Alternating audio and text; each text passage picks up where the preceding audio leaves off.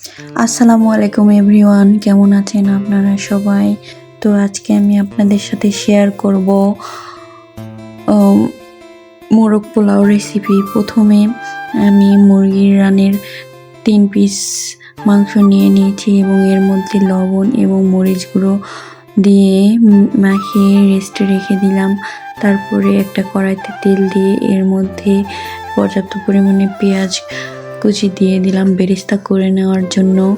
এই তো আমার পেঁয়াজের বেরেস্তা করে নেওয়া শেষ। আমি একটা বাটিতে তুলে রাখলাম। তারপরে ওই তেলের মধ্যে আবার পেঁয়াজ এবং কাঁচামরিচ দিয়ে হালকা একটু ভেজে নিয়ে আমি ব্লেন্ডারের জারে নিয়ে নিয়েছি ব্লেন্ড করে নেওয়ার জন্য। তারপরে ওই তেলে আমি মাখিয়ে রাখা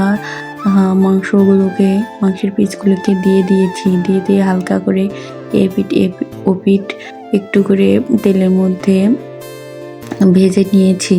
ভেজে নেওয়ার পর আমি মাংসগুলোকে তুলে নিলাম।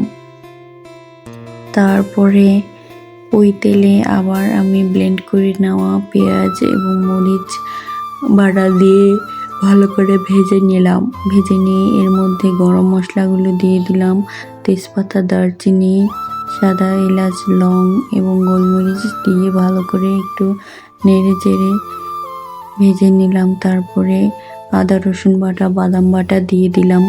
তারপরে আরেকটু পানি দিয়ে ভালো করে কষিয়ে নিয়ে এর মধ্যে লবণ, তারপরে ধনিয়া গুঁড়া, জিরার গুঁড়া দিয়ে দিলাম। দিয়ে কষিয়ে নিয়েছি এবং একটু প্যাকেটের মশলা দিয়ে দিলাম, বিরিয়ানি মশলাগুলোকে সুন্দরভাবে আমি বারবার করে কষিয়ে নিচ্ছি যাতে এখান থেকে কাঁচা গন্ধটা চলে যায়। এই তো আমি অনেক সুন্দর করে কষিয়ে নিচ্ছি মশলাগুলো। তারপরে আবার একটু পানি দিয়ে আমি এর মধ্যে একটু গুঁড়া দুধ দিয়ে দিলাম। দিয়ে ভালো করে আবার মশলাগুলো নেড়ে চেড়ে কষিয়ে নিলাম। এই তো সুন্দর করে কষিয়ে তেল ছড়িয়ে নিয়ে এর মধ্যে আমি ভেজে রাখা মাংসগুলো দিয়ে দিয়েছি। দিয়ে মাংসের সাথে মশলাগুলোকে ভালো করে আমি নাড়িয়ে চাড়িয়ে মাখিয়ে নিয়েছি। মাখিয়ে নেওয়ার পর পর্যাপ্ত পানি দিয়ে দিলাম মাংসটাকে সিদ্ধ করার জন্য।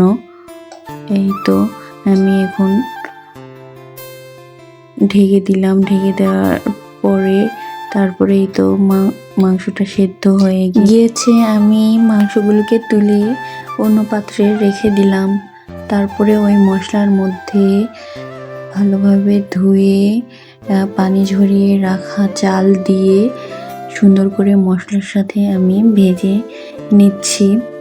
নেওয়ার পর ওখানে আমার একটু তেল কম মনে হয়েছিল, আর একটু রান্নার তেল দিয়ে দিলাম। তারপরে জিরা এবং ধনিয়া গুঁড়া দিয়ে ভালোভাবে নেড়ে চেড়ে চালগুলোকে সিদ্ধ হওয়ার জন্য পর্যাপ্ত পরিমাণে আমি পানি দিয়ে দিলাম।